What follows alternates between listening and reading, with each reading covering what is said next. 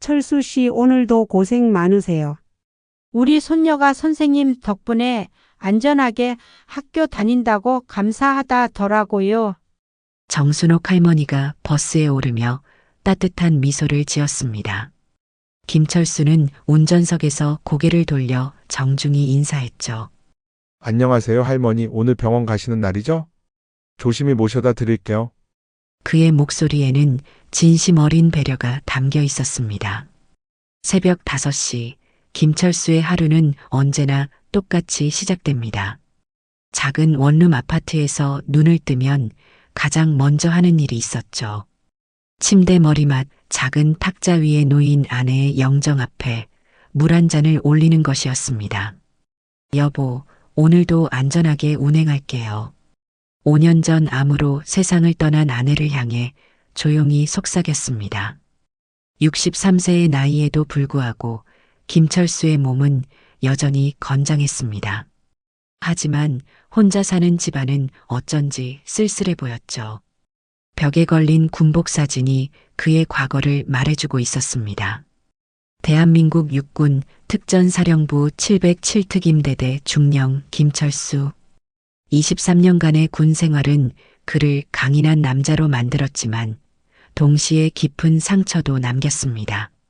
전역 후 아내와 함께 평범한 삶을 꿈꿨지만 아내의 갑작스러운 암 투병과 죽음은 그의 모든 계획을 무너뜨렸죠.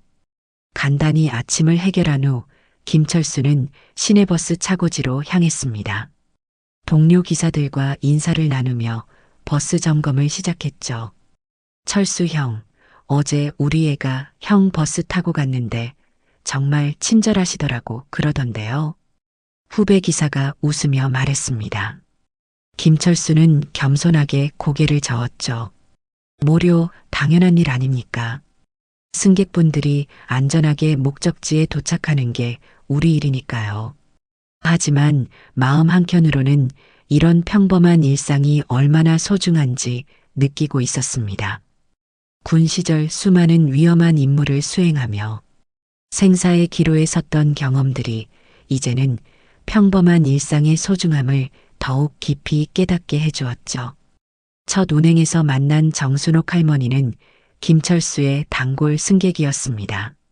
70세의 할머니는 매주 화요일과 금요일에 대학병원으로 통원 치료를 받으러 다녔죠. 할머니, 오늘 컨디션은 어떠세요?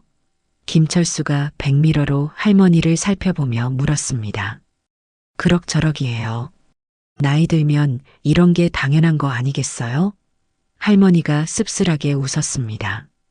하지만 철수 씨 같은 분이 계셔서 든든해요. 혼자 사는 할머니에게는 김철수의 따뜻한 배려가 큰 위로였습니다.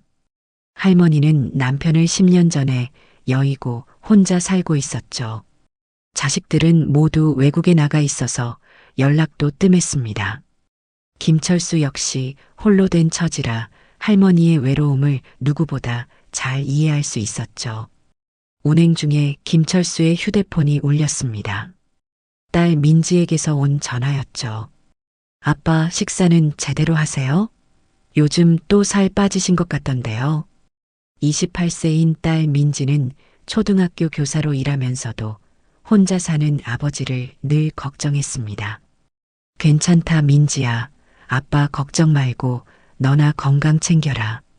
김철수의 목소리에는 딸을 향한 애정이 가득했습니다. 아빠도 혼자 계시지 말고 좋은 분 만나세요. 엄마도 그걸 바라실 거예요. 민지의 말에 김철수는 잠시 말이 없었습니다. 알겠다, 민지야. 아빠가 알아서 할게. 사실 김철수는 아내가 죽기 전 마지막으로 한 말을 기억하고 있었습니다. 여보, 나 없어도 혼자 외롭게 살지 마세요. 좋은 분 만나서 행복하게 사는 모습 보고 싶어요. 하지만 5년이 지난 지금도 그 약속을 지키기가 쉽지 않았죠. 점심시간이 되자 김철수는 동료 기사들과 함께 단골 식당으로 향했습니다.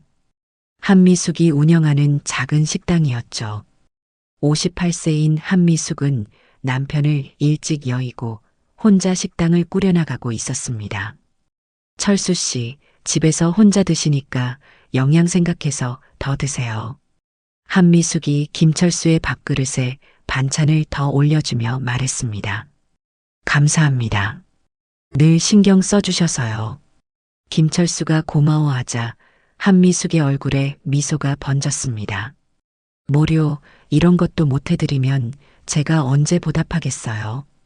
동료 기사들이 둘의 모습을 보며 의미심장한 눈빛을 주고받았습니다. 철수 형, 미숙 누나랑 잘 어울리시는 것 같은데요? 한 동료가 장난스럽게 말했습니다. 김철수는 당황하며 손사래를 쳤죠. 무슨 소리예요? 그냥 좋은 분이니까 감사할 뿐이죠. 하지만 한미숙을 바라보는 김철수의 눈빛에는 특별한 감정이 스며 있었습니다. 한미숙 역시 3년 전 남편을 교통사고로 잃고 혼자 식당을 운영하며 살아가고 있었습니다. 처음에는 단순히 동병상련의 마음으로 김철수를 챙겼지만 시간이 지나면서 그에 대한 마음이 조금씩 변해가고 있었죠. 김철수의 진실하고 성실한 모습, 그리고 누구에게나 따뜻하게 대하는 마음씨가 한미숙의 마음을 움직였습니다. 오후 운행을 시작하면서 김철수는 다시 한번 아내의 영정을 떠올렸습니다. 5년이라는 시간이 흘렀지만 여전히 마음 한켠이 허전했죠. 하지만 주변 사람들의 따뜻한 관심 덕분에 하루하루를 버텨나갈 수 있었습니다. 버스 안에서 승객들과 나누는 작은 대화들, 동료들과의 소소한 농담들, 그리고 한미숙의 따뜻한 배려까지. 이 모든 것들이 김철수에게는 소중한 일상이었습니다. 그날 저녁 마지막 운행을 마치고 집으로 돌아가는 길, 김철수는 아내의 무덤을 찾았습니다. 여보, 오늘도 무사히 하루를 마쳤어요. 민지는 건강하게 잘 지내고 있고 주변에 좋은 사람들이 많아서 외롭지 않게 살고 있어요. 하지만 가끔은 정말 보고 싶어요. 이런 얘기를 누구에게 할 수 있겠어요? 무덤 앞에서 혼자 중얼거리는 김철수의 모습은 쓸쓸했지만 동시에 아직 살아있는 사랑의 깊이를 보여주고 있었습니다. 야 할머니, 담배 연기 좀 마시면 어때? 요즘 노인들 너무 까탈스러워. 저녁 막차 시간, 술에 취한 젊은 남자가 정순옥 할머니 옆에 앉으며 거칠게 말했습니다. 박태현이라는 32세 남자였죠. 그의 뒤에는 비슷한 또래의 동료 3명이 따라붙어 있었습니다. 이들은 이 동네에서 유명한 조직폭력배들로 평소에도 버스나 지하철에서 시민들을 괴롭히는 일로 악명이 높았습니다. 박태현은 특히 자신보다 약해 보이는 사람들을 괴롭히는 것을 즐겼죠. 할머니는 놀라며 몸을 움츠렸습니다. 손님, 버스 안에서는 금연입니다. 그리고 할머니께 신뢰가 되니까 조용히 해주세요. 김철수가 백미러를 통해 상황을 파악하고 정중히 말했습니다. 박태현이 비웃으며 대답했죠. 야 아저씨, 우리가 뭘 잘못했는데? 요금 다 냈는데. 왜 간섭해? 김철수는 침착하게 운전을 계속하면서 다시 한번 당부했습니다. 다른 승객분들께 피해가 되니까 목소리를 좀 낮춰주시면 고맙겠습니다. 박태현의 동료 중 하나가 끼어들었죠. 아니, 이 기사 아저씨가 우리를 뭘로 보는 거야? 우리가 그렇게 만만해 보여?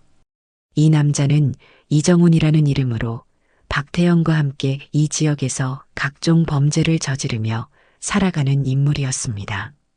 특히 노인이나 여성 같은 약자들을 상대로 한범죄에 능숙했죠. 버스 안의 분위기가 급속히 나빠지기 시작했습니다. 다른 승객들은 불안한 눈빛으로 상황을 지켜보고 있었죠. 정순옥 할머니는 더욱 작아지며 창밖을 바라보았습니다. 할머니의 손이 가방 끈을 꽉 쥐고 있는 것을 김철수가 백미러로 확인했습니다. 박태현이 일어나서 김철수에게 다가갔습니다. 야 아저씨, 우리가 뭐 큰 잘못이라도 했나? 그냥 친구들끼리 얘기하는 건데. 왜 자꾸 시비 걸어? 김철수는 여전히 차분한 목소리를 유지했습니다. 시비를 거는 게 아닙니다. 단지 모든 승객분들이 편안하게 이용하실 수 있도록 부탁드리는 거예요. 이 말에 박태연이 더욱 화를 냈죠. 편안하게? 우리가 불편하게 했다고? 아저씨는 우리보다 할머니가 더 중요한가? 보네. 사실 박태연은 평소에도 이런 식으로 사람들을 괴롭히는 것이 일상이었습니다.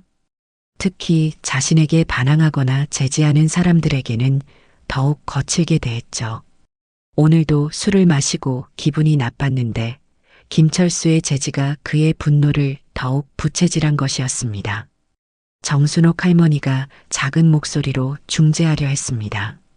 젊은 양반들, 제가 다른 자리로 옮길게요. 괜찮습니다. 하지만 박태연이 할머니를 향해 더욱 거칠게 말했죠. 할머니는 가만히 계세요. 우리가 할머니한테 뭐라고 한 것도 아니잖아요. 김철수의 표정이 조금씩 굳어지기 시작했습니다. 하지만 여전히 참을성 있게 대응했죠. 손님들, 제발 조용히 해주세요. 운전에 집중할 수 있도록 도와주시면 안 될까요? 박태연의 동료가 낄낄거리며 말했습니다. 아저씨, 운전 못하겠으면 차 세우고 내려. 우리가 대신 몰아줄게. 이때 또 다른 동료인 윤성민이 끼어들었습니다. 야, 형들, 이 아저씨 진짜 재미있네. 우리보다 나이도 많으면서 우리한테 대들어? 윤성민은 특히 폭력을 좋아하는 성격으로 평소에도 사소한 일로 사람들과 시비를 벌이는 일이 잦았습니다. 버스 안에 다른 승객들이 하나둘씩 중간 정류장에서 내리기 시작했습니다. 분위기가 험악해지는 것을 느끼고 피하는 것이었죠. 박태연이 이를 보고 더욱 기세등등해졌습니다. 봐봐, 다들 내리잖아. 우리가 뭔가 잘못된 일을 하고 있는 건가? 아니면 아저씨가 예민한 건가? 김철수는 깊은 숨을 쉬며 자제력을 발휘했습니다. 23년간의 군 생활로 다져진 인내심이 발휘되는 순간이었죠. 하지만 눈앞에서 70세 할머니가 무서워하는 모습을 보니 마음이 편하지 않았습니다. 군 시절 수많은 위험 상황을 겪으며 체득한 위기관리 능력이 작동하기 시작했습니다. 상황을 정확히 분석하고 가장 안전한 해결책을 찾는 것이 우선이었죠.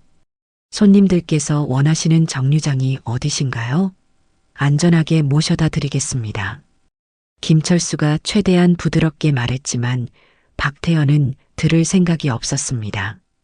우리는 끝까지 탈 거야. 아저씨나 제대로 운전해. 그리고 우리한테 간섭하지 말고. 정순옥 할머니가 떨리는 목소리로 김철수에게 말했습니다. 기사님, 괜찮으세요? 제가 먼저 내릴게요. 할머니의 걱정 어린 목소리에 김철수의 마음이 더욱 무거워졌습니다. 괜찮습니다, 할머니. 병원까지 안전하게 모셔다 드릴게요. 박태연이 이 대화를 듣고 비웃었죠. 야, 할머니, 걱정 마세요. 우리가 아저씨를 어떻게 하지는 않을 테니까. 다만 예의는 좀 지켜달라고 하는 거예요. 이때 네 번째 동료인 강민호가 더욱 도발적으로 말했습니다. 아저씨, 우리가 누군지 아세요? 이 동네에서 우리를 건드리면 어떻게 되는지 모르시나 봐요?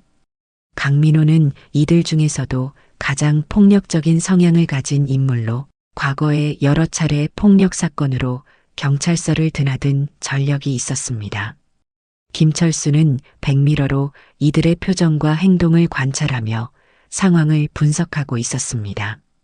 군 시절 훈련받은 대로 상대방의 공격 패턴과 약점을 파악하는 습관이 몸에 배어 있었죠. 하지만 무엇보다 정순옥 할머니의 안전이 최우선이었습니다. 야, 기사 아저씨, 지난번에 우리한테 잘못한 거 기억나지? 사과 안 할 거야? 며칠 후 박태연이 다시 김철수의 버스에 올랐습니다. 이번에는 명백히 김철수를 노리고 온 것이었죠. 박태연은 지난번 일로 동료들 앞에서 체면이 깎인 것을 참을 수 없었습니다. 특히 자신들이 버스 기사 한 명에게 제지당한 것이 동네에 소문이 나면서 조직 내에서의 입지가 흔들리기 시작했죠. 그래서 더욱 확실하게 김철수를 굴복시켜 자신의 위상을 회복하려고 했습니다. 김철수가 백미러로 박태현을 확인하고 차분히 대답했습니다. 손님들께 피해를 주시면 안 됩니다. 조용히 해주세요. 박태현이 동료들을 돌아보며 큰 소리로 말했죠. 봐봐, 이 늙은이가 또 우리한테 대드네. 우리가 만만해 보여? 동료 중 하나가 김철수의 어깨를 툭툭 치기 시작했습니다. 아저씨, 나이 먹고 고생하는 것도 불쌍한데 왜 우리 기분 나쁘게 해? 김철수는 어깨를 치는 손을 의식하면서도 운전에 집중했습니다. 위험하니까 자리로 돌아가 주세요. 운전 중입니다. 하지만 박태현은 멈출 생각이 없었죠. 아저씨, 우리가 지난번에 뭘 잘못했는지 말해봐. 우리가 할머니한테 손댔어? 아니면 아저씨한테 욕했어? 정순옥 할머니가 다시 버스에 타 있었습니다. 할머니는 상황이 악화되는 것을 보고 작은 목소리로 말했죠. 젊은 양반들, 기사님이 뭘 잘못했다고요? 우리 같은 늙은이들 생각해서라도 조용히 해주세요. 박태현이 할머니를 향해 날카롭게 말했습니다. 할머니는 가만히 계세요. 우리 일에 왜 끼어들어? 할머니가 나서실 일이 아니에요. 김철수의 손이 핸들을 더 꽉 쥐었습니다. 할머니를 향한 무례한 말투에 화가 치밀어 올랐지만 참았죠.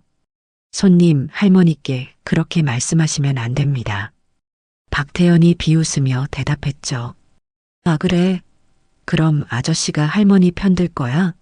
우리보다 할머니가 더 중요해. 이때 새로 합류한 조직원이 더욱 도발적으로 나섰습니다. 야, 아저씨, 우리가 누군지 정말 모르시나 봐요? 우리는 이 동네에서 손꼽히는 조직이라고요. 이 남자는 최동석이라는 이름으로 박태현보다도 더 폭력적이고 잔인한 성격으로 유명했습니다. 과거에 여러 차례 상해 사건을 일으켜 실형을 선고받은 적도 있었죠. 김철수가 잠시 말을 멈췄습니다. 그리고 진심 어린 목소리로 말했죠. 모든 승객분들이 소중합니다. 하지만 연세 많으신 분들께는 더 배려를 해드려야 한다고 생각합니다. 이 말에 박태현의 동료들이 웃으며 떠들기 시작했습니다. 야, 형, 이 아저씨 완전 꼰대네. 할머니가 뭐 특별해? 우리도 요금 냈는데? 또 다른 동료가 끼어들었죠. 아저씨, 나이 차별 아니에요? 우리는 젊다고 함부로 대하고 할머니는 나이 많다고 특별 대우? 김철수는 이들의 논리에 어이가 없었지만 참았습니다. 특별 대우가 아니라 기본적인 예의입니다. 연장자를 공경하는 것은 당연한 일이죠. 박태현이 자리에서 일어나 김철수에게 더 가까이 다가갔습니다. 예의? 그럼 우리한테는 예의 안 지켜도 돼? 아저씨가 우리를 무시하는 게 예의야? 김철수의 목소리에 조금씩 단호함이 스며들기 시작했습니다. 무시하는 게 아닙니다. 다만 다른 승객분들을 배려해 달라는 겁니다. 박태현이 김철수의 어깨를 더 세게 밀었죠. 배려? 우리가 뭘 잘못했다고 배려를 해야 돼? 우리가 뭐 범죄라도 저질렀어? 이때 최동석이 더욱 위협적으로 나섰습니다. 아저씨, 우리 얘기 안 들리세요? 우리가 얼마나 무서운 사람들인지 모르시나 봐요?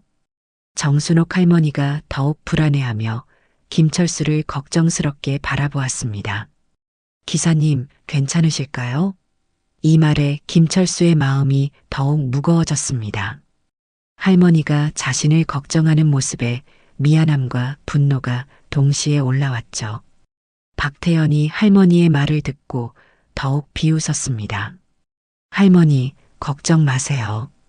우리가 아저씨를 죽이지는 않을 테니까. 그냥 예의 좀 가르쳐 주는 거예요. 김철수의 참을성이 한계에 다다르고 있었습니다. 하지만 여전히 자제하고 있었죠. 승객의 안전이 최우선이었기 때문입니다. 군 시절의 경험으로 이런 상황에서는 감정적으로 대응하면 안 된다는 것을 잘 알고 있었습니다. 하지만 동시에 이들의 행동이 계속 격해되고 있다는 것도 느끼고 있었죠. 박태현이 더욱 가까이 다가와 김철수의 귀에 속삭였습니다. 아저씨, 우리가 진짜로 화내기 전에 사과해요. 안 그러면 오늘 여기서 어떤 일이 일어날지 몰라요. 할머니도 다칠 수 있고요.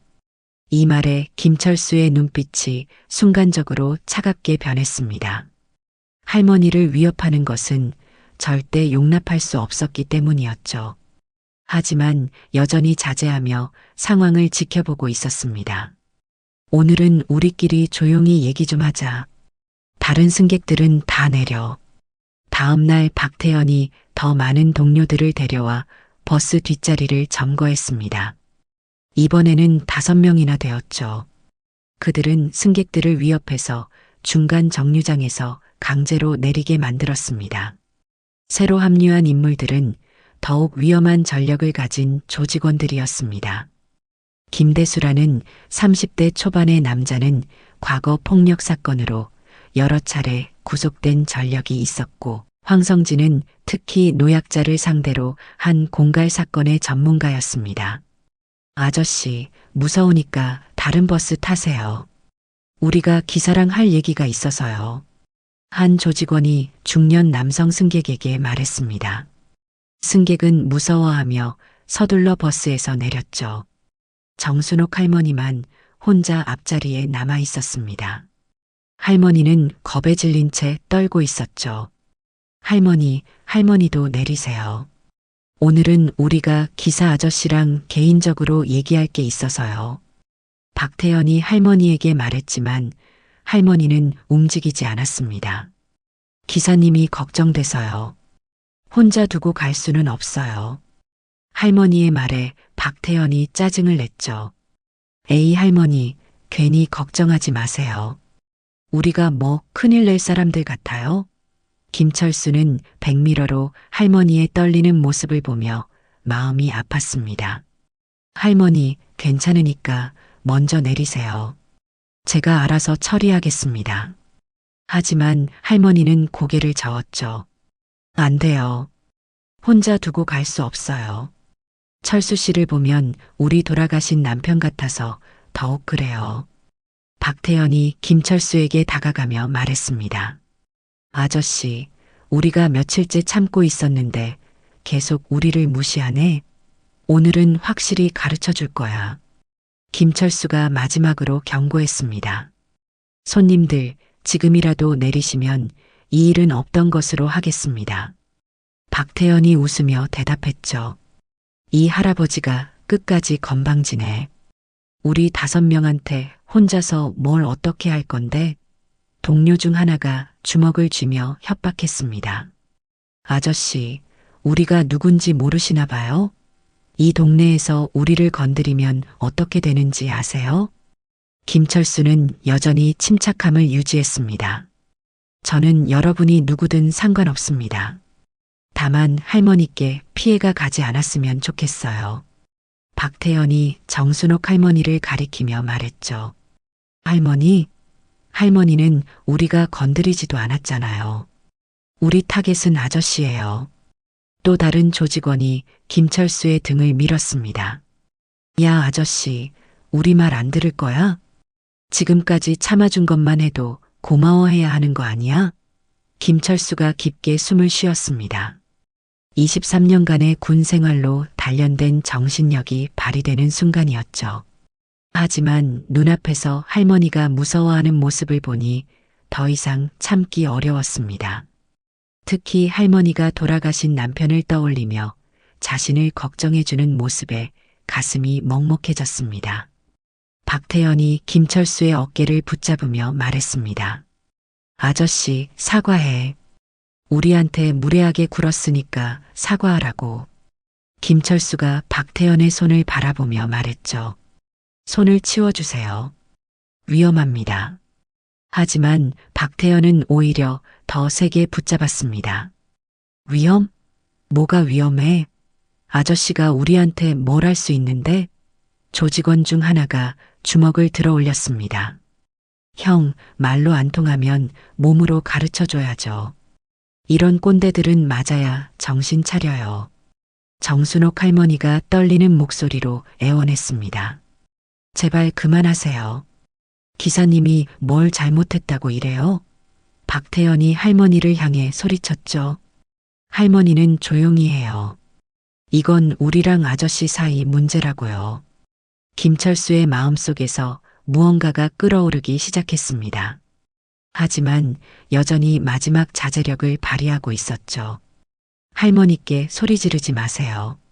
할머니는 아무 잘못이 없습니다. 이 말에 박태현이 더욱 화를 냈습니다. 또 할머니 편들기야? 정말 끝까지 우리를 무시하는구나? 이때 김대수가 더욱 위협적으로 나섰습니다. 아저씨, 마지막 기회예요. 우리한테 무릎 꿇고 사과하세요. 안 그러면 할머니도 다칠 수 있어요. 황성진도 끼어들었습니다. 우리는 노인들 상대로 일하는 전문가들이거든요. 할머니가 무사하길 바라면 아저씨가 현명하게 행동하세요. 이 말들을 들은 김철수의 눈빛이 순간적으로 변했습니다. 할머니를 직접적으로 위협하는 것은 절대 용납할 수 없었기 때문이었죠. 그러나 여전히 폭력보다는 평화적인 해결을 원했습니다. 저는 김철수입니다. 대한민국 육군 특전사령부 707특임대대에서 23년간 복무한 전중령입니다. 김철수가 천천히 일어서며 말했습니다. 순간 그의 눈빛과 자세가 완전히 바뀌었죠. 박태영과 조직원들이 순간 당황한 표정을 지었습니다. 정순옥 할머니도 놀란 눈으로 김철수를 바라보았죠. 지금까지 참았던 이유는 여러분도 누군가의 소중한 자식이기 때문입니다. 김철수의 목소리에는 이전과는 완전히 다른 위압감이 흘렀습니다. 707특임대대는 한국 최고의 특수부대 중 하나로 대테러 작전과 특수임무를 전담하는 엘리트 부대였습니다.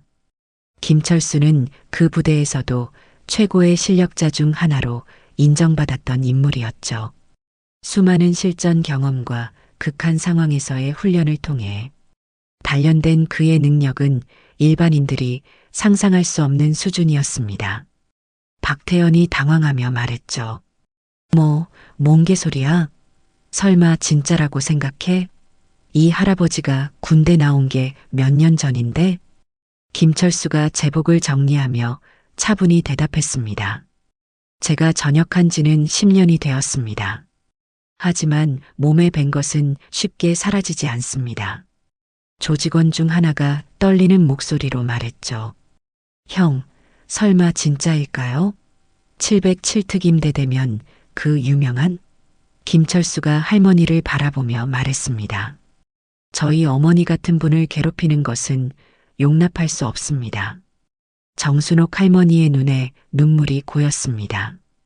오랫동안 혼자 살아오면서 이렇게 누군가가 자신을 보호해 주겠다고 말하는 것을 들어본 적이 없었기 때문이죠. 박태현이 여전히 믿지 못하겠다는 표정으로 말했습니다.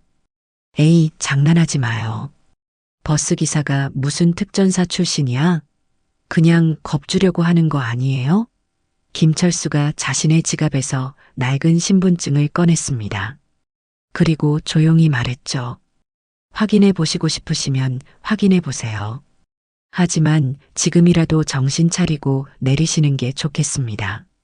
박태현이 신분증을 빼앗아 들여다보았습니다. 얼굴이 점점 창백해졌죠. 진짜네. 이거 진짜 군 신분증이네. 동료들도 하나둘씩 뒤로 물러서기 시작했습니다. 형, 우리 그냥 내릴까요? 특전사 출신이면 위험할 것 같은데요. 하지만 박태현은 아직도 믿고 싶지 않았습니다.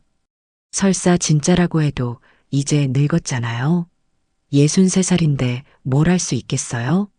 김철수가 깊은 숨을 쉬며 말했습니다.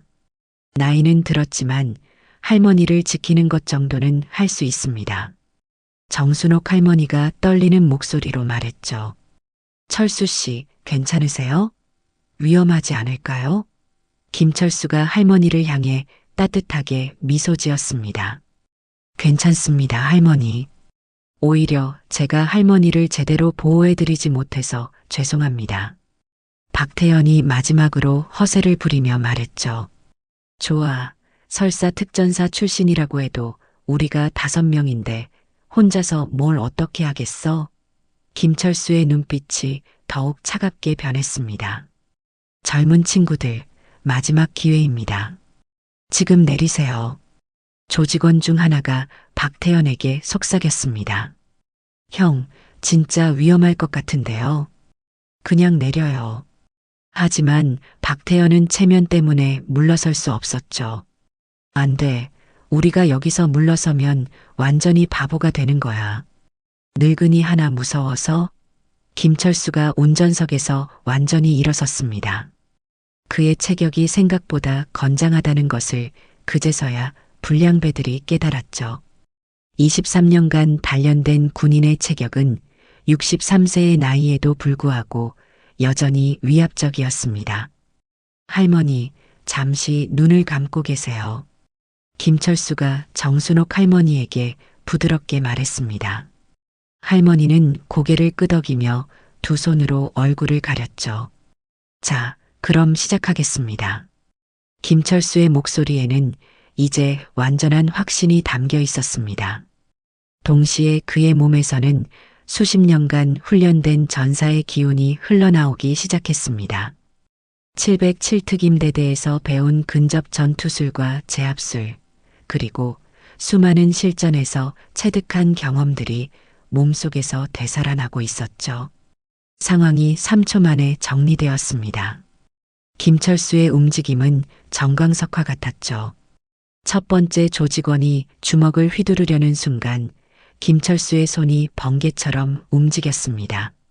손목 관절을 정확히 비틀어 제압했죠. 아야, 손목이 부러질 것 같아요. 그가 비명을 지르며 바닥에 주저앉았습니다. 23년간의 특전사 훈련이 몸에 배어 있었던 김철수였습니다. 두 번째 조직원은 김철수에게 달려들려다가 목 부위 혈점을 정확히 공격당했습니다. 순간 의식을 잃고 쓰러졌죠. 김철수의 정밀한 타격은 상대를 무력화시키면서도 생명에는 지장이 없도록 조절된 것이었습니다. 세 번째 조직원은 놀라서 뒤로 물러서려다가 다리 관절 공격을 받았습니다. 으악, 다리를. 제발 그만해 주세요. 그가 절뚝거리며 구석으로 물러났습니다. 김철수의 눈빛은 여전히 차갑고 단호했죠. 네 번째 조직원은 명치에 정확한 타격을 받고 숨을 쉬지 못하며 앉아버렸습니다. 그는 가슴을 부여잡고 헐떡였죠.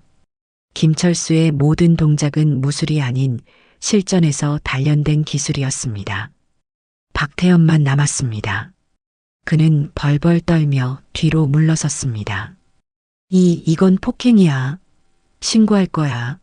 하지만 그의 목소리는 이미 떨리고 있었죠. 김철수가 차분히 박태연에게 다가갔습니다. 신고하시죠. 하지만 여기 CCTV는 어제부터 고장났고 증인은 할머니뿐입니다. 김철수의 침착한 말투에 박태연은 더욱 당황했습니다. 박태연이 더욱 떨며 말했죠. 제발요. 우리가 잘못했어요. 다시는 안 그럴게요. 방금 전까지 위세등등하던 모습은 온데간데 없었습니다. 김철수가 박태연의 어깨에 손을 올렸습니다. 무거운 손의 느낌에 박태연은 더욱 위축되었죠. 젊은 친구, 아직 늦지 않았습니다. 지금이라도 정신 차리고 제대로 된 삶을 사세요. 김철수의 목소리에는 진심 어린 조언이 담겨 있었습니다. 정순옥 할머니가 두 손을 내리며 김철수를 바라보았습니다. 철수 씨, 정말 고마워요. 할머니가 이렇게 보호받는 건 오랜만이에요. 할머니의 목소리에는 감격이 배어 있었죠. 할머니의 말에 김철수의 표정이 부드러워졌습니다. 할머니, 놀라셨죠? 괜찮으시면 병원까지 모셔다 드리겠습니다. 김철수는 여전히 할머니를 걱정하고 있었습니다. 박태연이 일어서려다가 다시 주저앉았습니다. 다리에 힘이 빠진 것이었죠. 제발 용서해 주세요. 다시는 이런 일 안 할게요. 그의 목소리에는 진심 어린 후회가 담겨 있었습니다. 김철수가 박태연을 내려다보며 말했습니다. 용서는 할머니께 구하세요. 제가 아니라 할머니께 사과하는 게 맞습니다. 김철수의 말에 박태연은 고개를 끄덕였죠. 박태연이 정순옥 할머니를 향해 고개를 숙였습니다. 할머니, 죄송합니다. 정말 죄송해요. 다시는 이런 일 없을 거예요. 그의 사과는 진심이었습니다. 정순옥 할머니가 씁쓸하게 웃으며 말했죠. 젊은 친구, 나이 든 사람들도 한때는 젊었어요. 서로 배려하며 살아가는 게 좋지 않겠어요? 할머니의 따뜻한 마음이 드러나는 순간이었습니다. 김철수가 쓰러진 조직원들을 하나씩 깨웠습니다. 정신 차리세요. 병원에 가서 검사 받아보시고요. 조직원들은 하나같이 김철수를 무서워하며 몸을 떨었습니다. 죄송합니다. 다시는 안 그럴게요. 김철수가 이들에게 마지막으로 말했습니다. 여러분은 아직 젊습니다. 이런 식으로 살면 안 돼요. 부모님이 보시면 얼마나 마음 아파하시겠어요? 박태연이 눈물을 흘리며 말했죠. 맞아요. 우리 어머니가 보시면 정말 실망하실 거예요. 앞으로 정말 제대로 살겠어요. 그의 다짐에는 진정성이 있었습니다. 정순옥 할머니가 김철수에게 말했습니다. 철수 씨, 정말 대단하세요. 하지만 다치신 곳은 없으세요? 할머니의 걱정에 김철수가 미소 지었죠. 김철수가 미소 지으며 대답했죠.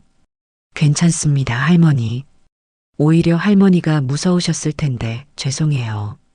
박태연과 조직원들이 비틀거리며 버스에서 내렸습니다. 내리면서 박태연이 마지막으로 말했죠. 아저씨, 정말 죄송했어요. 앞으로 버스 탈 때 조용히 탈게요. 김철수가 고개를 끄덕였습니다. 그러세요. 그리고 할머니 같은 연장자분들께는 더 예의를 지키세요. 불량배들이 모두 내린 후 버스 안은 고요해졌습니다. 김철수는 다시 운전석에 앉아 운전을 재개했죠. 할머니, 이제 안전하게 병원까지 모셔다 드리겠습니다. 정순옥 할머니가 아직도 놀란 기색으로 말했습니다. 철수 씨, 정말 특전사 출신이셨군요. 영화에서나 보던 일이에요. 김철수가 겸손하게 대답했죠. 과거 일이에요. 이제는 그냥 평범한 버스 기사입니다. 서장님, 김철수 씨 관련 신고가 들어왔는데요. 다음 날 박태연이 경찰서에 신고하러 갔지만 접수를 받은 형사가 이영호 서장에게 보고했습니다. 김철수 중령님? 내군 시절 은사님이신데 그분이 뭘 잘못했다고? 이영호 서장이 의아해하며 물었죠. 형사가 상황을 자세히 설명했습니다. 그 불량배들이 먼저 시비를 걸었다고? 김중령님은 절대 먼저 손 대실 분이 아닌데요. 이영호는 68세로 김철수보다 5살 어렸지만 군 시절 김철수의 후배였습니다. 특전사에서 김철수의 리더십을 직접 경험했던 그였죠. 그분이 지금 버스 기사를 하신다고요? 이영호가 놀라며 말했습니다. 저녁 후 소식이 끊겼는데 그런 일을 하고 계셨군요. 형사가 박태연의 진술서를 보여주었습니다. 서장님, 이 사람들 말로는 폭행당했다고 하는데요. 이영호가 진술서를 읽어보며 고개를 저었습니다. 이건 명백히 정당방위네요. 노인분을 괴롭히는 불량배들을 제지한 거잖아요. 오히려 김중령님께 감사패를 드려야 할 일이에요. 사실 이영호는 김철수에 대한 특별한 기억이 있었습니다. 군 시절 위험한 임무 중에 김철수가 자신의 목숨을 걸고 구해준 적이 있었기 때문이었죠. 그때의 은혜를 평생 잊지 못하고 있었습니다. 서장님, 그런데 이 조직원들이 상당히 유명한 동네 건달들이더군요. 평소에도 시민들을 괴롭히는 일로 여러 차례 신고가 들어왔었습니다. 이영호가 고개를 끄덕였습니다. 그럼 더욱 잘한 일이네요. 김중령님께서 우리가 해야 할 일을 대신해 주신 거잖아요. 한편 한미숙의 식당에서는 다른 분위기가 흘렀습니다. 철수 씨, 어제 무슨 일 있었다면서요? 괜찮으세요? 한미숙이 걱정스럽게 물었습니다. 김철수가 겸손하게 대답했죠. 별일 아닙니다. 그냥 할머니 한 분 도와드린 것뿐이에요. 동료 기사들이 웅성거렸습니다. 철수 형, 불량배 5명을 혼자서 제압했다면서요? 정말이에요? 김철수가 손사래를 쳤습니다. 과장된 얘기예요. 그냥 조용히 해달라고 부탁한 것뿐입니다. 하지만 한미숙의 눈에는 김철수를 바라보는 시선이 달라져 있었습니다. 대단하세요, 철수 씨. 할머니를 보호해 주시다니. 저도 그런 분과 함께 있으면 든든할 것 같아요. 김철수가 당황하며 말했죠. 모료 당연한 일 했을 뿐인데요. 딸 민지에게서 전화가 왔습니다. 아빠, 정말 괜찮으세요? 위험한 일은 하지 마세요. 민지의 목소리에는 걱정이 가득했습니다. 알겠다, 민지야. 아빠가 알아서 할게. 너무 걱정하지 마라. 김철수가 딸을 안심시켰지만 민지는 계속 걱정했죠. 아빠, 혹시 다치신 곳은 없으세요? 병원에 가보셔야 하는 거 아니에요? 괜찮다고 했잖아. 아빠를 믿어라. 김철수의 목소리에는 딸을 향한 애정이 담겨 있었습니다. 그날 저녁 이영호 서장이 김철수에게 전화를 걸었습니다. 중령님, 오랜만입니다. 이영호입니다. 김철수가 반가워하며 대답했죠. 영호야, 정말 오랜만이다. 어떻게 지내고 있어? 이영호가 웃으며 말했습니다. 중령님 덕분에 서장까지 됐습니다. 그런데 오늘 신고가 들어왔더군요. 김철수가 한숨을 쉬며 말했죠. 미안하다. 괜한 일에 내가 신경 쓰게 해서. 이영호가 단호하게 말했습니다. 무슨 말씀이세요? 오히려 제가 감사드려야 할 일이에요. 우리 지역 불량배들을 교육시켜 주셨잖아요.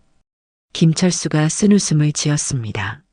나이 들어서도 이런 일을 하게 되는구나. 이영호가 진심으로 말했죠. 중령님은 언제나 약자를 보호하시는 분이셨어요. 그게 바뀔 리 없죠. 사실 이영호는 그날 밤 박태현과 조직원들을 직접 만나 경고했습니다.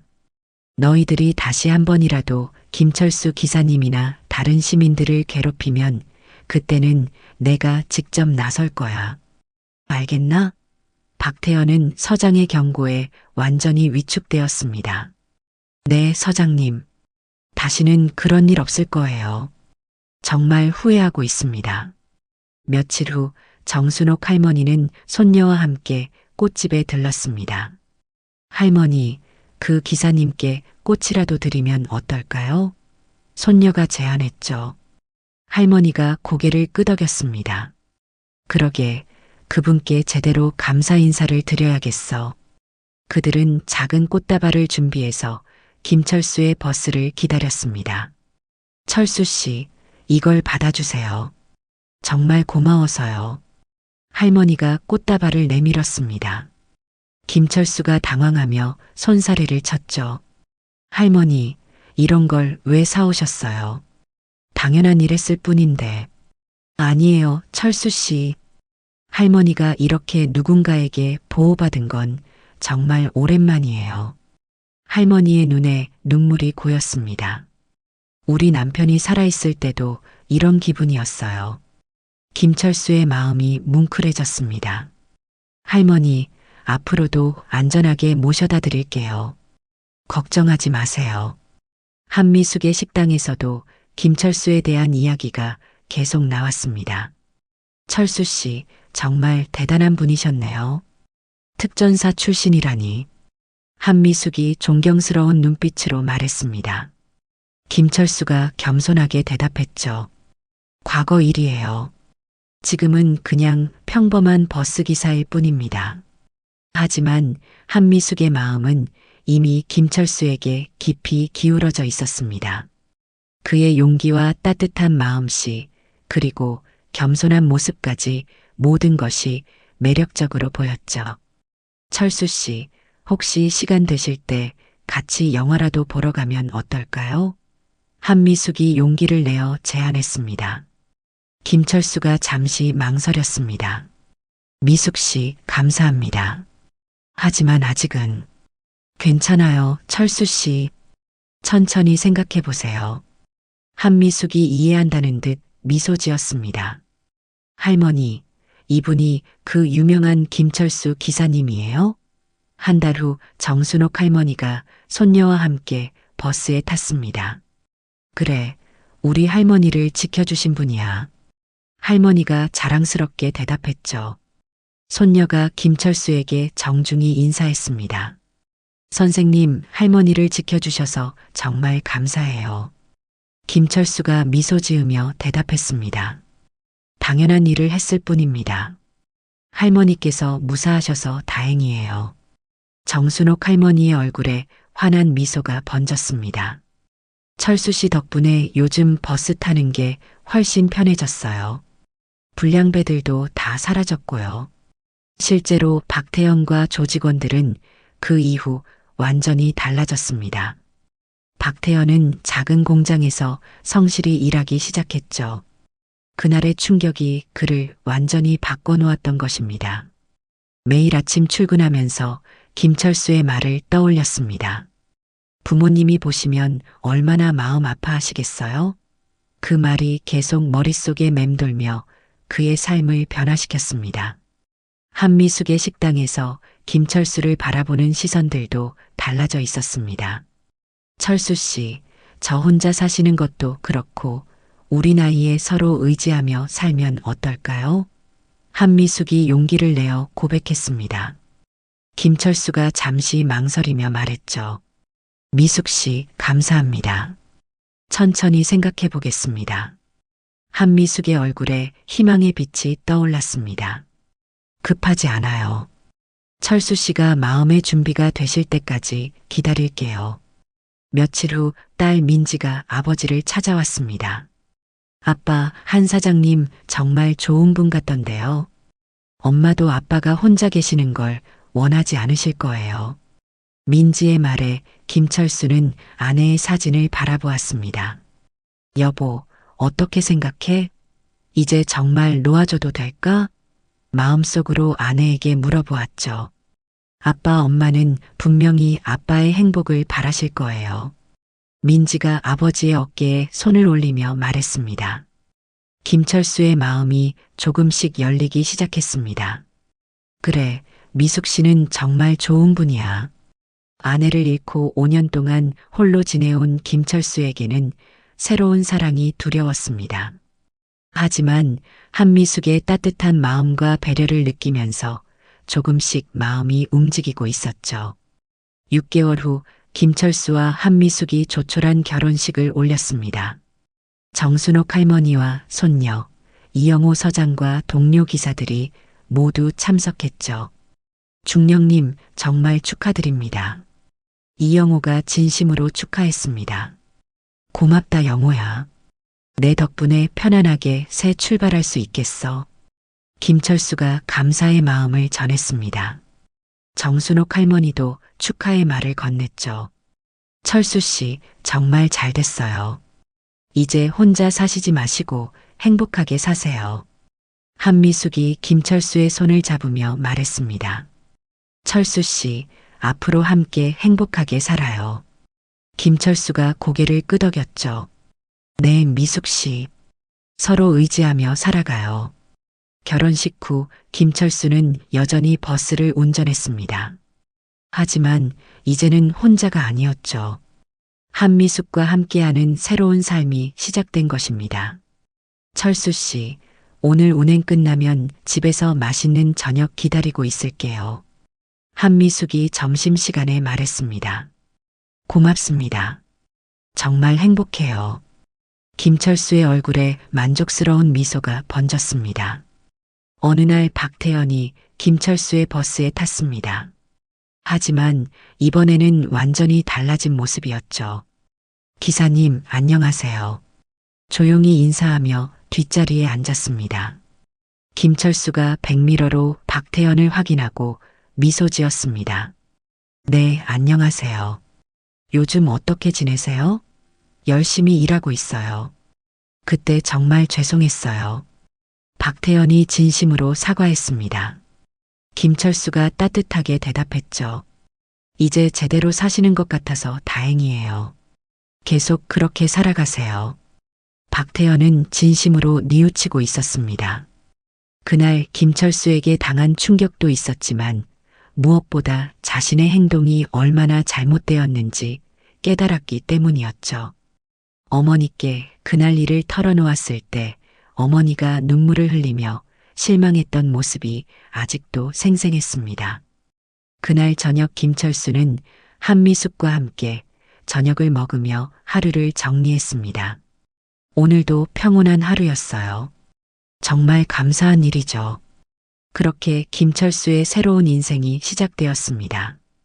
63세의 나이에도 불구하고 사랑하는 사람과 함께하는 행복한 나날들이었죠. 버스 안에서는 여전히 승객들을 친절하게 모시고 집에서는 한미숙과 함께 따뜻한 시간을 보냈습니다. 나이가 들어도 새로운 시작은 가능하다는 것을 보여주는 아름다운 이야기였습니다. 정순옥 할머니는 여전히 김철수의 버스를 이용하며 병원을 다녔습니다. 하지만 이제는 더 이상 혼자가 아니었죠. 김철수라는 든든한 보호자가 있다는 안정감 속에서 편안하게 치료받을 수 있었습니다. 철수 씨, 정말 고마워요. 할머니가 이렇게 편안하게 다닐 수 있는 것도 다 철수 씨 덕분이에요. 정순옥 할머니가 진심으로 감사의 마음을 전했습니다. 할머니, 저도 할머니 덕분에 많은 걸 깨달았어요. 가족처럼 생각하고 있습니다. 김철수의 대답에 할머니의 눈가에 눈물이 맺혔습니다. 그렇게 서로를 의지하며 살아가는 따뜻한 공동체가 만들어져 갔습니다. 오늘 이야기가 좋으셨다면 구독과 댓글, 알람 설정 잊지 마시고 소중한 댓글 하나가 정말 큰 힘이 됩니다. 시청해 주셔서 진심으로 감사드립니다.